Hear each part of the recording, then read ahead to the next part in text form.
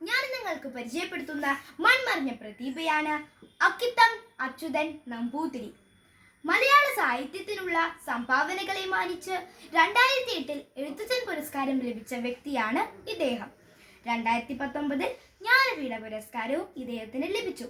1926 March 18 Palakkad ജില്ലയിലെ കുമാരനല്ലൂരിലാണ് ഇദ്ദേഹത്തിന്റെ ജനനം. അക്കിത്തത്ത് മനയിൽ വാസുദേവൻ നമ്പൂതിരിയും ചേകൂർ മനയ്ക്കൽ പാർവതി അന്തർജനവുമാണ് മാതാപിതാക്കൾ.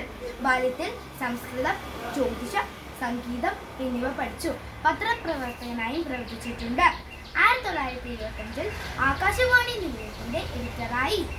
ഇദ്ദേഹത്തിന്റെ 20-ാം നൂറ്റാണ്ടിലെ ഇതിഹാസം എന്ന കൃതിയിൽ നിന്നാണ് വെളിച്ചം ദുഃഖമാണുണ്ണി, തമസല്ലോ സുഖപ്രദം എന്ന പ്രശസ്തമായ വരികൾ.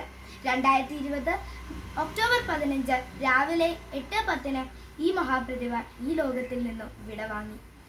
ഇദ്ദേഹത്തിന്റെ മഹാകൃതികളിലൂടെ നമ്മുടെ എല്ലാ മനസ്സിൽ എക്കാലവും ഈ മഹാപ്രതിഭ വിളങ്ങി നിൽക്കും. നന്ദി.